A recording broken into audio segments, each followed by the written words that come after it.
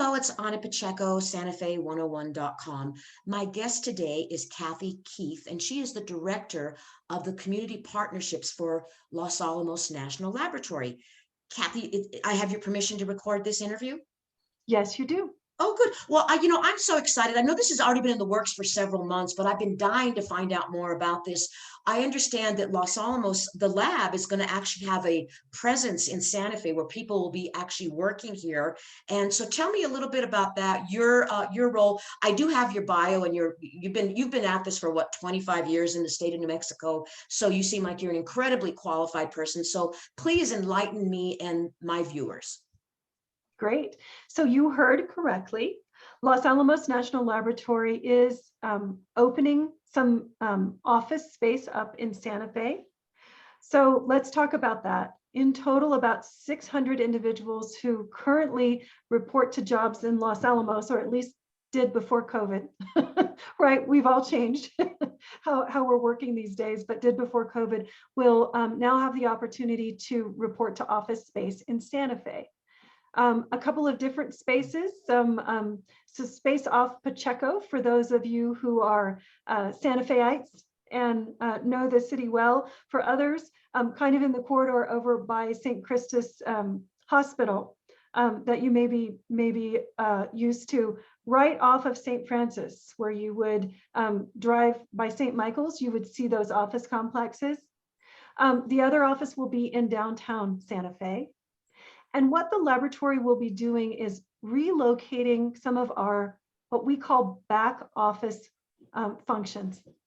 So what that means is every organization has people who do HR, who support your IT needs, who do your finances and accounting, and in our case, communications and public outreach. So all those functions for the laboratory will be moving to Santa Fe. And what was the decision? Why did somebody suddenly say, we really could, are you moving new people into Los Alamos, like different, are you creating new departments up on the hill, or why is this happening? So there's two reasons. First of all, the laboratory is hiring. And we hired about 1,000 new employees last year. We will hire about 1,000 new employees this year. And this growth is coming from two places.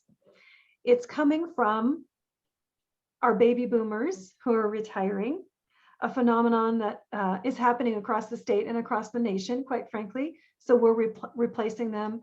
And also for new assignments that have been given to us by the federal government that we will have to staff up for. So it's about half and half of people retiring and new positions that we have coming available. When we hire 1,000 people a year, it means that we need office space and parking places for 1,000 people a year. And we've run out of those, right? So we did need additional office space. And the laboratory did a request for proposals looking at communities within a 50-mile radius of Los Alamos to see if there was existing office space there. It's important to us to look in that 50-mile radius because, quite frankly, Anna, our workforce comes from that 50-mile radius. So Los Alamos National Laboratory employs about 11,000 people. We are in northern New Mexico, like many other places around the state, rural communities, and we pull from communities in our region in order to put that workforce of 11,000 people together. So as many people come from outside of Los Alamos County to work at the laboratory as live in Los Alamos County. So we have a considerable portion of our workforce that is living in Rio Arriba and Santa Fe counties. And so having an office that is not in Los Alamos makes a lot of business sense and is convenient for many of our employees. Now, did this have anything to do with COVID? Like, did this come about like, well, we're all working remotely anyway. It makes sense to have an office in Santa Fe. Did any of this, or did this all happen before the pandemic? Our hiring started before the pandemic, but what our organization learned during the pandemic, which I think so many others did, is that we have employees who can work very successfully in certain positions, who can work very successfully from home. If someone is a budget analyst, they can log into their computer somewhere else, not in an office on the Hill in Los Alamos, right? And accomplish that work and do it successfully. So I think it really opened our mind to the possibilities of being able to do work successfully in places that aren't in Los Alamos. And so you're going to have new office space in Santa Fe, but will employees, now that we're coming out, hopefully, of the pandemic, are there going to be opportunities for new employees or existing employees to continue to at least work part-time from home, or is that going to go back to the regular business model? We will have that opportunity for some of our employees. And in fact, most of the employees who will be working in IT and business services in Santa Fe will have that option. So their space in Santa Fe will be telecommuting space. They may work from home 2 days a week and be in the office in Santa Fe 3 days a week. They will rotate in and out of that space. Not to confuse matters, but there will be many more than more people rotating in and out of those businesses than out of our locations than 600. Because how that works is, there will always be a certain amount of people in our buildings, but those people will change, right? So one employee will be there Monday through Wednesday and another possibly Thursday and Friday because they'll be working at home.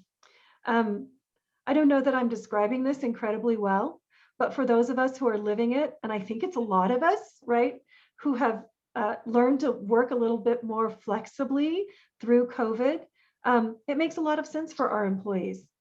So Anna, if you and I were teleworking and sharing an office space, we would count as one full-time FTE, right, that's in that space. But quite frankly, you would be there Monday, Tuesday, and I would be there Wednesday, Thursday, and Friday. And that's how we're going to use those new office spaces. It is a much different way than we have worked in the past.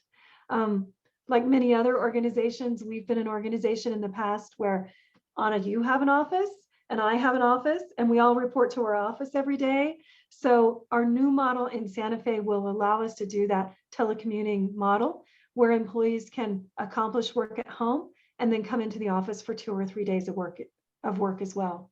Now, these new offices in Santa Fe, will employees be required to have, I know that up at the lab, there's a lot of like queue clearance or like some kind of, you have to have like security measures in place. So people have to have these, like whatever they are, to being designated to, to be able to work there safely. Is that going to be part of Santa Fe's business model, or are you going to keep all the high clearance employees up on the Hill? Yeah, the people who are doing classified work will remain in Los Alamos. So it's a really nice trade-off for us, right? And I think it's one of those things that we realized during COVID, that there are certain people who need to be in Los Alamos in a secured facility because of the jobs that they do. But there are a lot of us who work at the laboratory, including myself, who don't need to be in a cleared facility every day. We can work in a different office environment and be successful. So the move into Santa Fe will help us demonstrate that we have employees at the laboratory who are doing payroll, who don't necessarily need to be at the laboratory in a classified and a secure building to be able to do that. Okay, so let's just show people that might be watching this. So again, Los Alamos National Lab, that is the place that was the place where the first atomic bomb was created back in the 1940s. But I know since then that the lab does other types of work. Are you free to talk about some of the other projects? Absolutely. Okay, well, let's talk about what is the lab up to these days? Well, let's first envision what the laboratory's mission does. We talk about our mission a lot. We are a research and development organization. So we do science and technology in the nation's interest. So for security interest in the nation. And a portion of that work does include working with weapons and other defense-based systems, which the United States government, right, invests in Los Alamos and counts on Los Alamos to do. But that work has become, and when we think about national security and all the implications, it means that work since the 1950s has just continued to be more broad. So we have researchers who work in So many cross-cutting areas at the laboratory. Let's take a look at COVID. When COVID first happened, we have a whole group of researchers at the lab who got busy really quickly. So we have a group who specializes in infectious disease. And in fact, Dr. Sarah Devalle, who heads up that team, has been an advisor to the White House for decades on infectious disease. So she's a nation's expert who lives in northern New Mexico, who specializes in infectious disease. Her team has helped put together models that the CDC used to track COVID and its outbreak across the world and make projections about how potentially that outbreak would spread. That team also developed the same models for the state of New Mexico so that the state could understand what the potential spread could be in New Mexico and what the impacts could be to our healthcare, right? Our hospitals, which we didn't want to overload during the outbreak of COVID. We also have researchers who specialize in biology and really diseases as well, who have looked at how the virus has mutated and provided that whole conversation of national and worldwide knowledge of the mutations of COVID across the globe as it's spread. Some of the other areas where we have researchers who do basic R&D, a lot of them in the energy sector, right? Thinking about how we make sure that our energy grid is protected. A lot of them work in cybersecurity. You and I can see how cybersecurity has become a huge interest in the country over the last 20 years. From public and private sector, right? We're doing so much more business on the internet and in the cloud. How do we protect that? To protect people's identifications. So many areas of research that impact each and every one of us, from healthcare to cybersecurity, financial resources, energy resources, that the laboratory has researchers that are working on those critical problems every day and coming up with using science and technology to come up with answers to really complicated problems. And would climate change be part of the energy department? Are you working on climate, how to deal with the climate change? Is that going on up there? We are. We have a number of research projects, including a group of researchers who have been going on a regular basis to the Arctic to take core samples and understand from the data that they gather from the Arctic about what climate change actually is and make predictions to how weather patterns may be changing in the future. We also have a group of researchers who are involved in a nationwide project with other laboratories looking at possible solutions to climate-related issues. So one of those that I learned a little bit about in the last month, very interesting, tackling the problems of plastics. So this is a huge problem for our country. So how do we cut down on the amount of plastics? We see them floating in the ocean. We see that waste everywhere, and we know that it's an incredibly long time to break down plastics as a waste stream. So we have a group of researchers who are working on a project of how they would bioengineer microbes that they could put in a tank with plastic bottles or any other plastic waste and have those microbes basically eat and break down that plastic waste and turn it into the original components of individual minerals that are not plastic. So that is fascinating to me, that someday in the future, we may be able to take our plastic bottles and recycle them back to the basic components that we use to make that plastic, instead of that plastic getting dumped in landfills and becoming environmental issues for us or getting dumped in the ocean. Okay, okay. And I know that the lab is one of the largest employees in New Mexico, and they're really good jobs. And of course, everybody's looking for a really good job. If somebody's watching this interview, what are some of the requirements? Because these sound like very complex assignments and things. What are the educational requirements? I mean, how do people get a job at the lab? Well, first of all, let me say this. I think there is the misperception that everyone who works at Los Alamos National Laboratory has to be a PhD science researcher, and that is not true. So I want to debunk that myth right now. When we work on science and technology at the laboratory, we do it in teams. So we have one or two PhDs generally who are assigned to a team, and the people around them who's do work just as important as the PhD researcher are technicians, our support staff, maintain facilities so that that research can happen. So about 25% of the laboratory staff does have advanced degrees in science and technology, but the bulk of our workforce doesn't have to have an advanced degree. And in fact, where our biggest need in terms of hiring are right now may surprise you. So first of all, we're doing a lot of updating of facilities and modernizing them. So our largest need right now at the laboratory are skilled craft people, electricians, plumbers, pipe fitters, welders, sheet metal workers, carpenters. And we have agreements with the New Mexico Building and Construction and Trades Union. And so they are our partners. They hire, train, and recruit those employees, and then they're assigned to work at Los Alamos, and they become regular employees at Los Alamos. They So are you would need carpenters and people on a regular basis? on a regular basis. Wow, okay. We hire them into full-time positions, and they usually stay with us. Many of them stay with us for their entire career.